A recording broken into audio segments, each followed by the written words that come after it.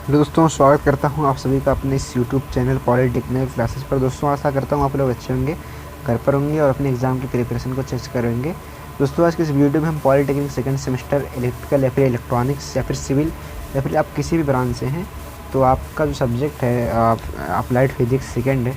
तो आज हम इसके इंपॉर्टेंट क्वेश्चनों को देखेंगे चैप्टर नंबर 4 के, जिसका नाम करंट इलेक्ट्रिसिटी है यानी कि विद्युत धारा।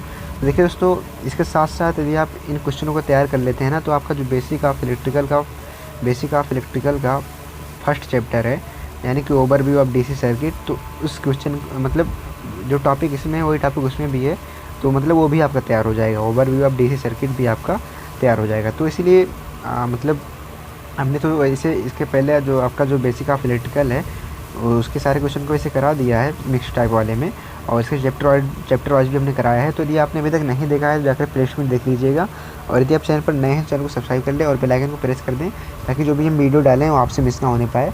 और देखिए, वीडियो को शुरू करने से थोड़ा सा और बता देते हैं कि आपका जो करंट इलेक्ट्रिसिटी है वो आपका मतलब आपके जो बेसिक ऑफ इलेक्ट्रिकल का मेन चैप्टर है, यानी कि आपको ये पढ़ना ही पढ़ना है। क्योंकि यदि आप एज ए इलेक्ट्रिकल इंजीनियर आपको करंट इलेक्ट्रिसिटी का यानी कि विद्युत परिपथ का या फिर विद्युत धारा का बेसिक आप नॉलेज आपको होना बहुत ही लाजमी है, क्योंकि इन्हीं के बेस पर आप और एडवांस चीज़ों को सीखेंगे। तो इसीलिए हम यहाँ पे जो है हम ये मान के चल रहे हैं कि आप यदि इनको तैयार कर रहे हैं, मतलब फिजिक्स को भी यहाँ पे तैयार कर रहे हैं और BEE को भी तैयार कर रहे हैं, तो और हम BEE में और ज़्यादा क्वेश्चन को नहीं बताएंगे, तो यहीं पे सारी चीज़ें बता देंगे दोनों को मिक्स करके। चलिए देखते हैं इसका करंट इलेक्ट्रिसिटी जो हमारा चैप्टर है। तो हमारा जो क्वेश्चन नंबर 1 है क्या है कि युक्ति क्या लिखा है, युक्ति जो किसी परिपथ में आवेश के प्रवाह को बनाए रखती है या आवेश प्रवाह को ऊर्जा देती है। तो ऑप्शन ए है विद्युत धारा, विद्युत प्रतिरोध, ऑप्शन बी विद्युत सेल, ऑप्शन सी विद्युत सेल, और ऑप्शन डी विद्युत चालक, और ऑप्शन डी उपरोक्त सभी। देखिए दोस्तों, जो परिपथ में आवेश के प्रवाह को बनाए रखती है तो हमारा क्या होता है, विद्युत प्रतिरोध तो होगा नहीं, क्योंकि ये धारा के मार्ग में रुकावट उत्पन्न करता है। चलिए ये गलत हो गया। अब विद्युत चालक भी नहीं होगा। क्यों? क्योंकि देखिए विद्युत चालक में धारा का प्रवाह होता है इलेक्ट्रॉन के कारण, क्योंकि यहाँ पे बात की जा रही है कि आवेश के प्रवाह को बनाए रखता है। तो प्रवाह को बनाए रखता है केवल कौन? विद्युत सेल। यानी कि देखिए प्रवाह को बनाए रखने का जो गुण होता है वोल्टेज में होता है। तो वोल्टेज किस में पाया जाता है? सेल में पाया जाता है। तो इसलिए यहाँ पे इसका जो राइट आंसर हो जाएगा विद्युत सेल हो जाएगा, यानी कि ऑप्शन सी इसका राइट आंसर हो जाएगा, और बाकी रॉन्ग हो जाएंगे। चलिए देखते हैं क्वेश्चन नंबर 2 क्या है कि विद्युत रासायनिक सेल रूपांतरित करता है। तो देखिए विद्युत रासायनिक सेल आपका रूपांतरित करेगा। यहाँ पे 1 मिनट दिखा देते हैं आपको, थोड़ा सा जूम करके देखिए यहाँ पे क्या है क्वेश्चन की विद्युत रासायनिक सेल रूपांतरित करता है। ऑप्शन ए यांत्रिक ऊर्जा को विद्युत ऊर्जा में, ऑप्शन बी प्रकाश ऊर्जा से विद्युत ऊर्जा, ऑप्शन सी रासायनिक ऊर्जा से विद्युत ऊर्जा, या फिर ऑप्शन डी उपरोक्त सभी। देखिए विद्युत रासायनिक क्या कहते हैं यहाँ पे, विद्युत रासायनिक सेल जो होता है क्या करता है कि रासायनिक ऊर्जा को विद्युत ऊर्जा में तो परिवर्तित करेगा, क्योंकि सेल का कार्य क्या होता है कि रासायनिक ऊर्जा को विद्युत ऊर्जा में कन्वर्ट करना। तो इसीलिए यहाँ पे क्या हो जाएगा, इसका ऑप्शन सी राइट आंसर हो जाएगा। और अगर वीडियो अच्छी लगे तो वीडियो को लाइक करते चलें, थोड़ा इसमें मतलब लाइक कर दिया कीजिए कि यार देखिए मेहनत लगता है वीडियो को बनाने में, और हम लाइक के लिए ही तो मतलब आपको अगर फ़ायदा हो रहा है तो कुछ ना कुछ दे करके जाइए ना, हमें भी तो मतलब कुछ ना कुछ फ़ायदा होना चाहिए। तो इसीलिए वीडियो को लाइक करते चलिए और चैनल को शेयर भी करते चलें अपने दोस्तों में, ताकि जो है हमारी फैमिली बड़ी हो सके थोड़ा सा। बाकी देखिए क्वेश्चन नंबर 3 क्या है कि rate of flow charge is called. तो आवेश प्रवाह की दर कहलाती है। देखिए दोस्तों, यहाँ पे जो इंग्लिश मीडियम वाले जो विद्यार्थी हैं वो भी पढ़ सकते हैं और हिंदी मीडियम वाले भी। तो कुछ एक स्टूडेंट थे जिनका नाम हमें नहीं याद आ रहा है, तो कह रहे थे कि सर जो है इंग्लिश में पढ़ाइए। तो हम देखिए इंग्लिश में कुछ चीज़ें पढ़ा सकते हैं, सारी चीज़ें नहीं पढ़ा सकते हैं, क्योंकि हमारे जो क्या कहते हैं सब्सक्राइबर हैं वो ज़्यादातर हिंदी मीडियम वाले हैं। तो इसीलिए ज़्यादातर हमारी जो वीडियो होती है हिंदी मीडियम में आती है, तो उसके लिए हम सॉरी चाहते हैं इंग्लिश मीडियम के लिए। तो कुछ वीडियो हम आपको देंगे, ऐसा नहीं है जैसा कि हम ये वाला वीडियो आपको दे रहे हैं। देखिए क्वेश्चन नंबर 3 क्या है कि rate of flow charge called. तो आवेश प्रवाह की दर क्या कहलाती है? इलेक्ट्रिक सेल यानी विद्युत सेल, या फिर ऑप्शन बी इलेक्ट्रिक रेजिस्टेंस या विद्युत धारा या विद्युत प्रतिरोध जिसको कहते हैं, ऑप्शन सी इलेक्ट्रिक पोटेंशियल विद्युत विभव, और ऑप्शन डी विद्युत धारा। देखिए आवेश प्रवाह की दर आपको पता है विद्युत धारा कहलाती है, परिभाषा से आपको पता ही है। तो आवेश प्रवाह की समय दर को हम विद्युत धारा कहते हैं, तो इसलिए यहाँ पे ऑप्शन डी इसका राइट आंसर हो जाएगा।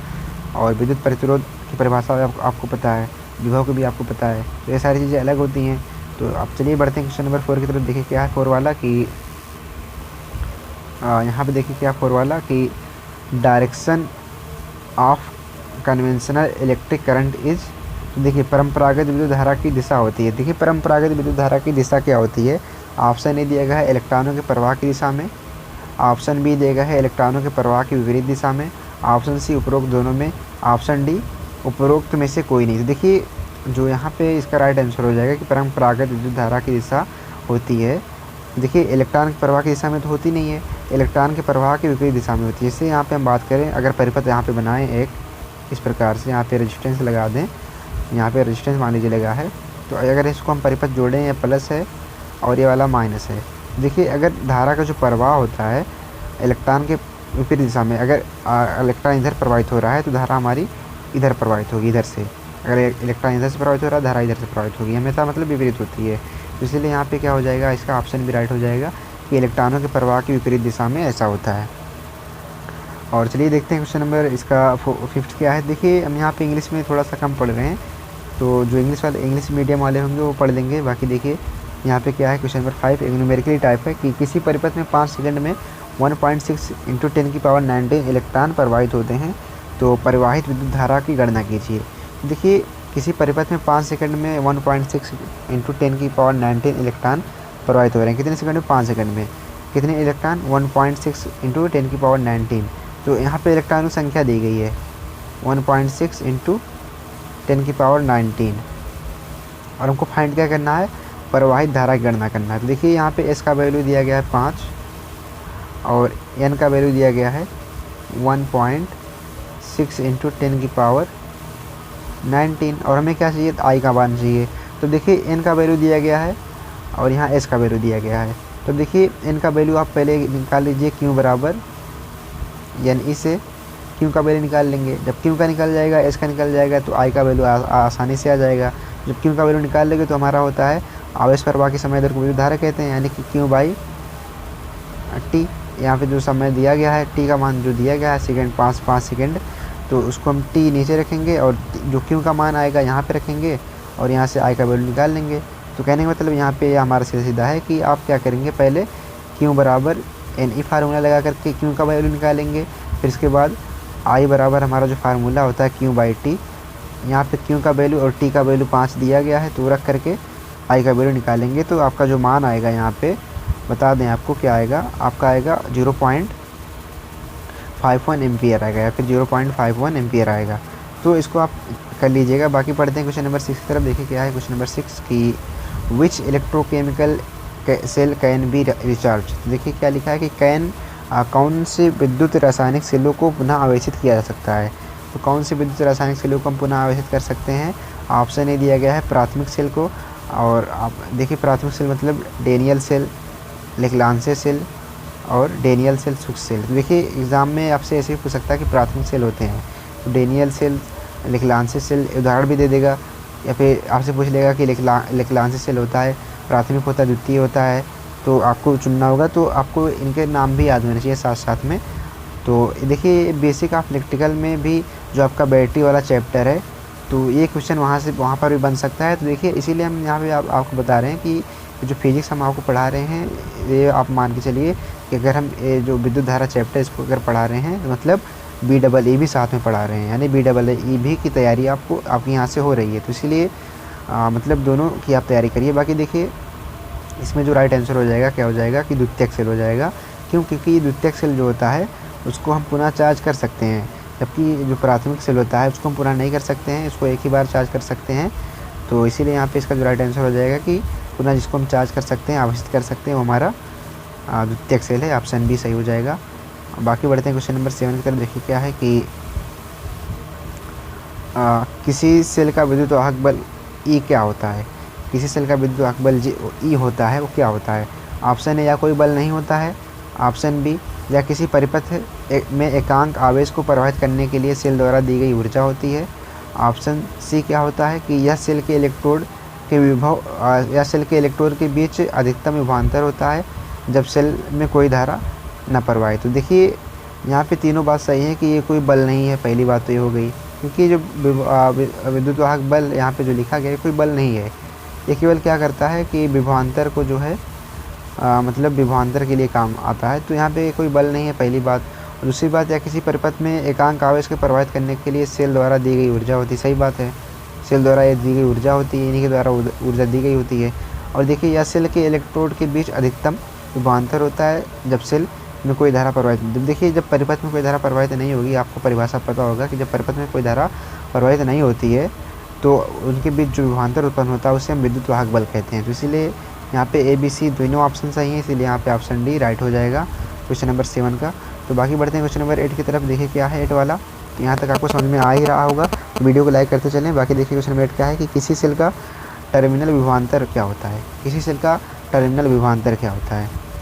ऑप्शन ए, किसी या किसी परिपथ में एकांक आवेश को प्रवाहित करने के लिए सेल द्वारा दी गई ऊर्जा होती है। या सेल के इलेक्ट्रोड के बीच विभवांतर होता है जब सेल से कोई धारा ली जा रही हो। ऑप्शन बी सी दोनों, और ऑप्शन डी उपरोक्त में से कोई नहीं। देखिए जो इसमें राइट आंसर हो जाएगा कि या किसी क्या कहते हैं, या किसी परिपथ में एकांक आवेश को प्रवाहित करने के लिए सेल द्वारा दी गई ऊर्जा नहीं होती दोस्तों। यहाँ पे क्या हो जाएगा, क्या होता है कि यह जो है सेल के इलेक्ट्रोड के बीच विभवांतर होता है जब सेल से कोई धारा ली जा रही, मतलब जब परिपथ में धारा प्रवाहित होती है। आपको पता होगा विद्युत वाहक बल का क्या कहते हैं, टर्मिनल विभवांतर का जो परिभाषा था कि जब सेल के बीच धारा प्रवाहित होती है तो उनके बीच जो विभवांतर उत्पन्न होता है उसे हम टर्मिनल विभवांतर कहते हैं। तो इसीलिए यहाँ पे इसका ऑप्शन भी राइट हो जाएगा। तो बाकी बढ़ते हैं क्वेश्चन नंबर इसके 9 की तरफ। देखिए 9 क्या है कि सेल का आंतरिक प्रतिरोध आर क्या होता है। तो सेल का जो आंतरिक प्रतिरोध स्मॉल आर होता है क्या होता है, या किसी सेल के अंदर का प्रतिरोध होता है, या किसी सेल के बाहर का प्रतिरोध होता है, या फिर सी उपरोक्त दोनों होता है, या फिर डी इनमें से कोई नहीं। देखिए जो प्रतिरोध होता है आंतरिक प्रतिरोध, या किसी सेल के अंदर का प्रतिरोध होता है, यानी कि सेल का जो विद्युत अपघट्ट होता है उनके जो धारा के मार्ग में रुकावट उत्पन्न करता है, तो ये जो आंतरिक प्रतिरोध ही होता है वही रुकावट उत्पन्न करता है। तो इसीलिए जो किसी सेल के अंदर का प्रतिरोध होता है, तो इसीलिए यहाँ पे ऑप्शन क्या कहते हैं, ये सही हो जाएगा। बाकी चलिए देखते हैं क्वेश्चन नंबर इसका जो है 10 क्या है कि आदर्श सेल के आंतरिक प्रतिरोध स्मॉल आर होते हैं। तो आदर्श सेल का जो आंतरिक मतलब आदर्श सेल जो होता है उसका आंतरिक प्रतिरोध स्मॉल आर होता है। ऑप्शन ए 0 होता है, ऑप्शन बी अनंत होता है, ऑप्शन सी उपरोक्त दोनों होंगे, ऑप्शन डी उपरोक्त में से कोई नहीं। देखिए आदर्श प्रतिरोध का जो आदर्श प्रतिरोध का जो क्या कहते हैं सेल का आंतरिक प्रतिरोध होता है आदर्श सेल का, वो हमेशा 0 होता है, शून्य होता है। तो आदर्श की बात यहाँ पे हम कर रहे हैं आदर्श सेल की, तो इसीलिए यहाँ पे शून्य होगा। बाकी देखिए क्वेश्चन नंबर 11 क्या है कि ओम के नियम के लिए क्या सत्य है। देखिए ओम के नियम के लिए क्या सत्य है। आप ऑप्शन ए केवल चालक के लिए सत्य है, ऑप्शन बी है कि यदि चालक की भौतिक भौतिक दशाएँ यहाँ पे लिखा है, तो अवस्था या फिर दशा कोई बात नहीं, एक ही बात है। यदि किसी चालक की भौतिक दशाएं स्थिर हो तो चालक में प्रवाहित धारा चालक के स्वरूप पर विभवांतर के अनुक्रमानुपाती होती है। और ऑप्शन डी सी है दोनों, ऑप्शन डी में से कोई नहीं। देखिए चालक के लिए भी सत्य है, और यदि भौतिक अवस्था जो है स्थिर रहे तो उसमें प्रवाहित होने वाली जो धारा होती है विभवांतर समानुपाती होती है। तो ये पूरा नियम लिखा गया है, तो इसीलिए यहाँ पे ऑप्शन ए और बी दोनों सत्य है, इसीलिए यहाँ पे ऑप्शन सी सत्य है। बाकी देखते हैं क्वेश्चन नंबर 12 क्या है कि विद्युत प्रतिरोध के लिए कौन सा संबंध सही है। तो विद्युत प्रतिरोध के लिए आपको संबंध बताना है R बराबर L/A, B बराबर ρ × L/A, C बराबर उपरोक्त दोनों, और ऑप्शन डी में से कोई नहीं। दोस्तों आपको बता दें जो हमारा R होता है समानुपाती होता है लंबाई के, और R जो व्युत्क्रमानुपाती होता है 1/A के। अब फिर जब इसी R को हम इस नियतांक को हटाते हैं तो यहाँ पे ρ आ जाता है और L/A आ जाता है। तो इसीलिए जब हमारा जो यहाँ पे फार्मूला होगा प्रतिरोध के लिए संबंध जो होगा वो हमारा R बराबर ρ × L/A होगा। तो इसीलिए यहाँ पे ऑप्शन बी इसका राइट आंसर होगा। बाकी बढ़ते हैं क्वेश्चन नंबर 13 की तरफ। देखिए क्या है कि किसी चालक के विद्युत प्रतिरोध निर्भर करते हैं, किसी चालक के विद्युत प्रतिरोध निर्भर करते हैं। ऑप्शन ए चालक की लंबाई पर, ऑप्शन सी, ऑप्शन बी चालक के अनुप्रस्थ काट के क्षेत्रफल पर, ऑप्शन सी पदार्थ विशिष्ट प्रतिरोध रो पर, ऑप्शन डी अलाब्धीश। देखिए जो चालक का विद्युत प्रतिरोध होता है वो तीनों पर निर्भर करेगा। क्यों? क्योंकि देखिए यहाँ पे जो हम बताया आपको कि आर जो समानुपाती होता है लंबाई की, यानी लंबाई बढ़ेगी तो प्रतिरोध बढ़ेगा। और क्या है, आर समानुपाती होता है अनुपाने के, अगर हम क्षेत्रफल घटाएंगे तो प्रतिरोध बढ़ेगा। तो और यहाँ पे क्या है, आर समानुपाती होता है रो के, तो देखिए रो के मान में अगर परिवर्तन होगा तो भी प्रतिरोध के मान में परिवर्तन होता है। तो इसलिए यहाँ पे ऑप्शन डी इसका राइट आंसर हो जाएगा। बाकी देखते हैं क्वेश्चन नंबर 14 क्या है कि किसी चालक के पदार्थ का विशिष्ट प्रतिरोध रो निर्भर करता है। तो रो जो निर्भर करेगा, विशिष्ट प्रतिरोध जो रो है होता है वो निर्भर किस पे करेगा। ऑप्शन है चालक की लंबाई पर, चालक के अनुप्रस्थ काट के क्षेत्रफल ए पर, चालक के विद्युत प्रतिरोध आर पर, ऑप्शन डी चालक के पदार्थ पर। देखिए रो का जो हमेशा मान होता है, विशिष्ट प्रतिरोध रो का जो मान होता है चालक के पदार्थ पर निर्भर करेगा, क्योंकि चालक का पदार्थ कैसा है तो उसी के आधार पर इसका जो प्रतिरोध निर्भर करता है। और लंबाई पर विद्युत प्रतिरोध निर्भर करेगा, और क्या कहते हैं क्षेत्रफल पर भी विद्युत प्रतिरोध निर्भर करेगा, जैसा कि हमने इसके पहले क्वेश्चन बताया। तो इसीलिए यहाँ पे 14 का ऑप्शन डी सही हो जाएगा कि चालक के पदार्थ पर निर्भर करेगा। बाकी 15 देखिए क्या है कि 15 क्या है यहाँ पे कि किसी चालक का तापमान बढ़ाने पर उसका प्रतिरोध ऑप्शन ए घटता है, ऑप्शन बी बढ़ता है, ऑप्शन सी स्थिर रहता है, ऑप्शन डी उपरोक्त में से कोई नहीं। देखिए किसी चालक का तापमान यदि बढ़ा देंगे, मान लीजिए हमारा चालक है ये, अब इसके अंदर इलेक्ट्रॉन गति कर रहे हैं, तो इसका जब तापमान बढ़ा दोगे ना तो इन इलेक्ट्रॉनों के मध्य आपस में क्या होता है, कंपन कारण जो होते हैं एक दूसरे से टकराने लगते हैं, जिससे क्या होता है इनके बीच जो प्रवाह होता है इलेक्ट्रॉनों का वो स्लो हो जाता है, इससे प्रतिरोध जो होता है बढ़ जाता है। तो इसलिए यहाँ पे ऑप्शन बी राइट हो जाएगा कि प्रतिरोध बढ़ जाएगा। और बाकी देखते हैं क्वेश्चन नंबर 16 क्या है कि दो प्रतिरोध R1 R2 श्रेणी क्रम में तुल्य प्रतिरोध RS होता है। तो देखिए जब R1 R2 श्रेणी क्रम में होता है प्रतिरोध, तो हमने बताया था कि जो तुल्य प्रतिरोध होगा RS बराबर R1 प्लस R2। हमने बेसिक ऑफ इलेक्ट्रिकल के सवालों को सॉल्व करा रहे थे, तो इसमें मैंने बताया था इस चीज़ को। तो देखिए इनको पढ़िए तो ये चीज़ वहाँ भी काम देगी, तो अच्छे से पढ़िएगा दोनों, ताकि आपके जो है एग्ज़ाम की तैयारी हो जाए अच्छे से। तो यहाँ पे R1 R2 श्रेणी क्रम में है, तो उनका जो ऑप्शन है यानी कि हो जाएगा RS बराबर R1 प्लस R2। और ये तो ओम के लिए समांतर के लिए होता है, और सी दोनों होगा नहीं, इसलिए यहाँ पे क्या हो जाएगा ऑप्शन ए राइट हो जाएगा। बाकी बढ़ते हैं क्वेश्चन नंबर 17 की तरफ। देखिए क्या है कि देखिए equivalent of resistance RP of two resistance R1 R2 connected in parallel, यहाँ पे पैरेलल होना था। तो देखिए यहाँ पे क्या लिखा है, दो हिंदी में दो प्रतिरोध R1 R2 अभी हमने श्रेणी क्रम में देखा, तो अब यहाँ पे समांतर क्रम होगा, यहाँ पे गलती से श्रेणी लिख उठा है। समांतर क्रम का तुल्य प्रतिरोध RP होता है, तो ऑप्शन ए तो वाला हो जाएगा श्रेणी क्रम के लिए। तो ऑप्शन बी क्या हो जाएगा R1 R2 बटे R1 प्लस R2। कहने का मतलब यहाँ पे है कि समांतर क्रम का यदि हम तुल्य प्रतिरोध निकालेंगे तो क्या होता है, देखिए 1/R1 बराबर हमारा होता है 1/, यहाँ पे RP की बात की तो RP लिख लेते हैं, तो R1 प्लस 1/R2। जब इनका आपस में एलसीएम लोगे तो ऊपर आएगा R1 प्लस R2 और नीचे आएगा R1 R2। जब देखिए R1 RP ऊपर जाएगा तो ये वाला मान ऊपर जाएगा, तो यहाँ पे आ जाएगा RP बराबर R1 R2 बटे R1 प्लस R2 हो जाएगा। तो इसीलिए यहाँ पे जो इसका राइट आंसर हो जाएगा ऑप्शन बी हो जाएगा। तो थोड़ा सा सॉल्व करके इसने दिखाया है, तो कन्फ्यूजन ना होइएगा, तो इसीलिए यहाँ पे ऑप्शन बी इसका राइट आंसर हो जाएगा। बाकी देखते हैं क्वेश्चन नंबर 18 क्या है कि किसी सेल के विद्युत वाहक बल E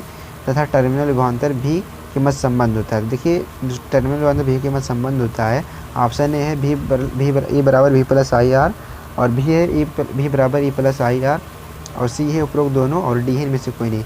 तो अगर हम इसकी बात करें कि टर्मिनल विभवांतर, तो 1 मिनट दिखाते हैं आपको। देखिए यहाँ पे अगर हम बात करें, देखिए यहाँ पे यदि हम किसी सेल के विद्युत वाहक बल और टर्मिनल विभवांतर भी के मध्य और धारा जो होती है, इनके मध्य अगर हम बात करें तो जो संबंध होता है हमारा क्या होता है, आपको पता होगा कि हमारा जो संबंध होता है भी बराबर E minus small I into R होता है, संबंध होता है। तो अब इसी को देखिए थोड़ा सा सॉल्व किया गया है, तो E का वैल्यू निकाला गया है, तो जब इस टर्म को हमने इधर भेजा है तो V प्लस IR हो गया। तो इसलिए यहाँ पे इसका ऑप्शन ए हो जाएगा। थोड़ा सा मतलब जो है अच्छे से मतलब समझिएगा क्वेश्चन को, ताकि एग्ज़ाम में प्रॉब्लम ना होने पाए, नहीं तो इसके बजाय आप बी पे टिक लगा देते। थोड़ा सा अगर यहाँ पे प्लस माइनस का ध्यान ना देते तो बी वाला ऑप्शन टिक लगा देते। तो इसीलिए यहाँ पे थोड़ा सा प्लस माइनस को ध्यान में रखिएगा कि किस पद को किधर कर दिया गया है। तो इसीलिए यहाँ पे ऑप्शन ए इसका राइट आंसर हो जाएगा। बाकी 19 देखिए क्या है कि किसी सेल के आंतरिक प्रतिरोध R का सूत्र होता है। तो आंतरिक प्रतिरोध जो R का फार्मूला होता है हमारा, R बराबर है R इंटू भी बाई ई माइनस का 1 और R बराबर है R इंटू ई बाई भी माइनस का 1। तो देखिए इस फार्मूले को हम कैसे सॉल्व कर सकते हैं। आप ओम के नियम से हमारा क्या होता है, भी बराबर, यहाँ पे देखिए हम बता देते इसका ऑप्शन भी राइट है। तो अब इसको अगर हम फार्मूला निकालना चाहें तो यहाँ पे होता है आई बराबर भी बराबर आई इंटू आई आर। तो यहाँ से आप क्या करेंगे, आई बराबर हो जाएगा भी बटे आर, और हमने आई बराबर यहाँ से क्या निकाला था, यहाँ से हम निकाल सकते हैं, यहाँ से देखिए, यहाँ से आप आई का वैल्यू निकाल सकते हैं। जब यहाँ से आप आई का वैल्यू निकालेंगे तो यहाँ पे आप मान रख देंगे अभी जो हमने सॉल्व किया था यहाँ पे, कि आई बराबर हमारा क्या होता है, आई बराबर भी बटे आर। जब यहाँ पे वैल्यू रखेंगे तो जब आपस में इनको सॉल्व करेंगे, आर से भाग देंगे, सॉरी भी से भाग देंगे, तो हमारा फार्मूला जो बन करके आएगा ऑप्शन बी वाला बन करके आएगा। तो इसीलिए यहाँ पे ऑप्शन बी राइट हो जाएगा। तो थोड़ा सा मतलब कैलकुलेशन करिए अपने आप से। बाकी चलिए देखते हैं क्वेश्चन नंबर 20 क्या है कि यहाँ पे देखिए क्या लिखा है कि यदि ताप T1 और ताप T2 पर किसी चालक के प्रतिरोध क्रमशः R1 और R2 हैं तो सही संबंध होगा। देखिए ताप T1 और ताप T2 पर किसी चालक के जो प्रतिरोध हैं R1 और R2 हैं तो उनका जो सही संबंध होगा क्या होगा, R1 बराबर दिया है R2 1 plus alpha T2 minus T1, और बी वाला दिया गया है R2 बराबर R1 1 plus alpha T2 minus T1, और यहाँ पे सी है दोनों और डी है, इनमें से कोई नहीं। देखिए यहाँ पे जो हो जाएगा राइट आंसर बी हो जाएगा कि R1 बराबर R2 बराबर R1 1 plus alpha T2 minus T1। तो यहाँ पे जो इसका राइट आंसर हो जाएगा क्या हो जाएगा, ऑप्शन बी हो जाएगा। तो बाकी चलते हैं क्वेश्चन नंबर 21 की तरफ। क्या है कि किसी चालक की लंबाई L बढ़ाने पर चालक का प्रतिरोध क्या होता है। तो देखिए हमने आपको बताया था कि जो प्रतिरोध होता है वो समानुपाती होता है L के। जब समानुपाती L के होता है मतलब अगर लंबाई बढ़ाएंगे तो इसका मान भी बढ़ेगा। तो इसलिए यहाँ पे क्या हो जाएगा कि प्रतिरोध बढ़ जाता है। ऑप्शन ए इसका राइट हो जाएगा, घटेगा नहीं, आपको पता है कि समानुपाती होता है इसीलिए। 22 देखिए क्या है कि किसी चालक के अनुप्रस्थ काट का क्षेत्रफल ए बढ़ाने पर चालक का प्रतिरोध, ऑप्शन ए बढ़ता है, ऑप्शन बी घटता है, ऑप्शन सी अपरिवर्तित होता है। देखिए अनुप्रस्थ काट का क्षेत्रफल ए अगर बढ़ाएंगे तो हमने बताया था कि आर समानुपाती 1/a होता है, और जब ए का वैल्यू बढ़ा देंगे तो क्या होगा, आर का वैल्यू घट जाएगा क्योंकि व्युत्क्रमानुपाती है। तो इसीलिए यहाँ पे क्या हो जाएगा, घट जाएगा। तो बाकी यहाँ तक आपको समझ में आया होगा। तो बाकी चलते हैं 23 की तरफ। देखें क्या है कि चालक का क्रांतिक ताप Tc क्या होता है। तो चालक का क्रांतिक ताप Tc क्या होता है। तो देखिए क्रांतिक ताप Tc क्या होता है कि जब हम क्या करते हैं, आप यहाँ पे देखते हैं कि जिस तापमान पर चालक का प्रतिरोध अनंत होता है, या फिर जिस तापमान पर चालक का प्रतिरोध शून्य होता है, या फिर दोनों, या फिर इनमें से कोई नहीं। देखिए जिस तापमान पर चालक का प्रतिरोध शून्य हो जाता है उस ताप को हम क्या कहते हैं, चालक का क्रांतिक तापमान कहते हैं। तो इसलिए यहाँ पे इसका ऑप्शन भी राइट आंसर हो जाएगा और बाकी सारे रॉन्ग हो जाएंगे। बाकी देखते हैं क्वेश्चन नंबर 24 क्या है कि अतिचालक का प्रतिरोध होता है। देखिए अतिचालक का जो प्रतिरोध होता है, ऑप्शन ए अनंत है, ऑप्शन बी शून्य है, ऑप्शन सी उपरोक्त दोनों है, ऑप्शन डी उपरोक्त में से कोई नहीं। देखिए अतिचालक जो होता है क्या होता है, ये होता है आर बराबर 1/g होता है, या फिर कह सकते हो, या फिर जी बराबर कह सकते हो यहाँ से कि 1/r होता है। तो यानी प्रतिरोध के व्युत्क्रम को हम चालकता कहते हैं। तो इसका जो जैसे यहाँ पे आर का जो मात्रक होगा क्या कहते हैं, यहाँ पे हम क्या बता रहे थे, प्रतिरोध। तो देखिए इनका जो प्रतिरोध है ओम होता है। तो अब देखिए यहाँ पे क्या हो जाएगा, प्रतिरोध 0 हो जाएगा। क्यों 0 हो जाएगा, क्योंकि 1/r होता है। जब यहाँ पे 0 रखोगे वैल्यू 0 हो जाएगा। तो इसीलिए यहाँ पे क्या हो जाएगा कि अतिचालक का जो प्रतिरोध होता है 0 हो जाता है। अब यहाँ पे हम बात करें चालकता की, तो चालकता क्या हो जाएगी, अनंत हो जाएगी। अगर हम अतिचालक की चालकता की बात करेंगे, चालकता यहाँ पे अनंत हो जाएगी। जबकि हम अगर प्रतिरोध की बात करते हैं तो प्रतिरोध हमारा 0 हो जाता है। तो बाकी बढ़ते हैं क्वेश्चन नंबर 25 क्या है कि अतिचालक की चालकता होती है। देखिए क्वेश्चन आ भी गया। तो अतिचालक की चालकता हमारी होती है अनंत, जैसा कि हमने भी बताया। तो यहाँ पे ऑप्शन ए हो जाएगा, बाकी सारे रॉन्ग हो जाएंगे। तो बढ़ते हैं 26 तरफ। देखिए क्या है कि अतिचालकता की घटना होती है जब चालक का तापमान T होता है। तो अतिचालक की घटना कब होती है, जब चालकता का तापमान T होता है। ऑप्शन ए T बड़ा होगा Tc से, या फिर ऑप्शन बी T छोटा होगा Tc से, ऑप्शन सी है एबव दोनों, यानी बोथ ऑफ एबव या फिर नन ऑफ एबव। देखिए यहाँ पे जो क्या हो जाएगा, ऑप्शन भी हो जाएगा कि जब हमारा तापमान होता है T क्रांतिक ताप से छोटा होगा, T जो होगा क्रांतिक ताप से छोटा होगा, तो इसीलिए यहाँ पे ऑप्शन बी राइट हो जाएगा। बाकी बढ़ते हैं क्वेश्चन नंबर 26/7 की तरफ। देखिए क्या है कि मेसनर प्रभाव क्या होता है। मेसनर प्रभाव क्या होता है, ऑप्शन ए, अतिचालक को जब चुंबकीय क्षेत्र में रखा जाता है तो चुंबकीय बल रेखाएं अतिचालक को पार नहीं करती हैं। और या फिर ऑप्शन बी क्या है कि चुंबकीय बल रेखाएं अतिचालक के बाहर मुड़ जाती हैं। या फिर ऑप्शन सी उपरोक्त दोनों, या फिर ऑप्शन डी इनमें से कोई नहीं। देखिए जो मेसनर प्रभाव आपको थोड़ा दिखा देते हैं। देखिए इस प्रकार से होता है हमारा, तो यहाँ पे जब क्या करते हैं, चालक पदार्थ रखते हैं तो क्या होता है, चुंबकीय क्षेत्र में रखा जाता है तो क्या होता है, चुंबकीय बल रेखाएं अतिचालक से मतलब मुड़ जाती हैं। मतलब जो बल रेखाएं हैं इनसे मुड़ जाएंगी, ऐसे ऐसे मतलब भंवर धारा के रूप में ऐसे बन जाती हैं, इन पदार्थों से टकराती है जब ऐसे ऐसे मतलब मुड़ जाती हैं। तो अब यहाँ पे ऑप्शन देखिए ए में भी दिया गया है कि अतिचालक को जब चुंबकीय क्षेत्र में रखा जाता है चुंबकीय बल रेखाएं अतिचालक को पार नहीं करती हैं। जो अतिचालक अगर हमने रखा तो यहाँ से मतलब मुड़ जाएंगी, पार तो करेंगी नहीं। तो यहाँ पे सीधी भाषा में ऐसे लिखा है, और यहाँ पे टेढ़ी भाषा में क्या लिखा है कि चुंबकीय बल रेखाएं अतिचालक के बाहर मुड़ जाती, मतलब वही चीज़ को यहाँ पे ऐसे लिखा गया है। तो दोनों यहाँ पे ऑप्शन जो है दोनों सही हो जाएंगे, यहाँ पे उपरोक्त तो दोनों यहाँ पे राइट हो जाएंगे। तो बाकी देखते हैं क्वेश्चन नंबर 28 क्या है कि अतिचालक की घटना किन घटनाओं की क्रिया है। अतिचालक की जो घटना होती है किन घटनाओं की क्रिया है। ऑप्शन ए आदर्श चालकता की, ऑप्शन सी है, ऑप्शन बी है आदर्श प्रतिचुंबकीय की, ऑप्शन डी उपरोक्त दोनों की। देखिए आदर्श चालकता और आदर्श प्रतिचुंबकीय ये दोनों घटनाओं के कारण ही अतिचालकता होता है, अतिचालकता की घटना होती है। तो इसीलिए यहाँ पे ऑप्शन सी जो है राइट हो जाएगा। तो बाकी यहाँ तक आपको क्वेश्चन समझ में आ रहे होंगे, आशा करते हैं। बाकी बढ़ते हैं क्वेश्चन नंबर इसके 20 की तरफ। क्या है कि अतिचालकता के उपयोग हैं। देखिए अतिचालकता के जो उपयोग हैं, ऑप्शन ए चुंबकीय लेविटेशन के लिए, बहुत उच्च शक्ति को विद्युत चुंबक बनाने के लिए, बहुत उच्च गति की कंप्यूटर के लॉजिक तथा स्टोरेज की उपयोग युक्ति में। तो यहाँ पे ऑप्शन डी उपयोग सभी। देखिए जो अतिचालकता का हम प्रयोग करते हैं चुंबकीय लेविटेशन में भी करते हैं, उच्च शक्ति के विद्युत चुंबक बनाने में भी करते हैं, बहुत उच्च गति कंप्यूटर में भी हम करते हैं। तो यहाँ पे ऑप्शन डी भी राइट हो जाएगा। तो यहाँ पे देखिए सारी चीज़ें आपको याद होना चाहिए। एग्जाम में कोई एक ऑप्शन अगर दे देगा तो पूछ लेगा कि बताइए इसमें किस विधि का यूज़ करते हैं, तो आपको बता देना होगा। तो इसीलिए सारे ऑप्शन आपको याद होने चाहिए। बाकी बढ़ते हैं क्वेश्चन नंबर 30 की तरफ। देखिए क्या है कि किरचॉफ का धारा का नियम किस सिद्धांत पर आधारित है। तो किरचॉफ का धारा का नियम यानी पहला नियम है, और उस सिद्धांत पहले नियम की हम बात कर लें तो होता है कि संधि की ओर आने वाली धाराओं का योग और जाने वाली धाराओं का योग, आने वाली धारा और जाने वाली धारा का योग जो होता है शून्य होता है। तो यहाँ पे क्या होता है, आवेश संरक्षण रहता है, यानी कि इसमें इससे पता चलता है कि आवेश जो है संरक्षित रहता है। तो इसीलिए यहाँ पे क्या होगा कि संरक्षण सिद्धांत पर नहीं कार्य करेगा, आवेश संरक्षण पर कार्य करेगा। जो किरचॉफ का धारा का नियम है आवेश संरक्षण पर कार्य करता है।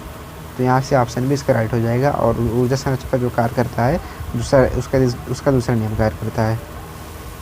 तो देखिए 31 क्या है कि किरचॉफ का वोल्टता नियम के सिद्धांत पर आधारित है। जैसे अभी हमने बताया कि ऊर्जा संरक्षण पर कार्य करता है द्वितीय नियम, तो इसीलिए यहाँ पे क्या हो जाएगा, ऊर्जा संरक्षण पर कार्य करता है, संवेग पर नहीं करेगा।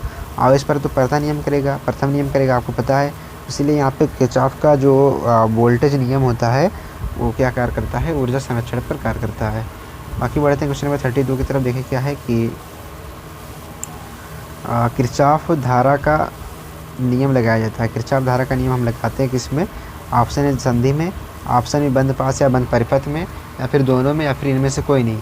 तो हम देखिए धारा का नियम हमेशा संधि पर लगाते हैं। जैसे यहाँ पे कोई परिपथ है, एक संधि यहाँ पे मिल रही है, तो यहाँ पे हम किरचॉफ का नियम लगाएंगे यदि इसके भी धारा को ज्ञात करना है। तो बाकी बढ़ते हैं क्वेश्चन नंबर 33 की तरफ। देखिए क्या है कि किरचॉफ वोल्टता नियम लगाया जाता है, संधि पे तो नहीं लगाएंगे, तो बंद या पास या बंद परिपथ में लगाते हैं, जैसा कि आपको पता होगा। तो इसीलिए बंद या पास बंद परिपथ में लगाते हैं, यहाँ पे ऑप्शन भी राइट हो जाएगा।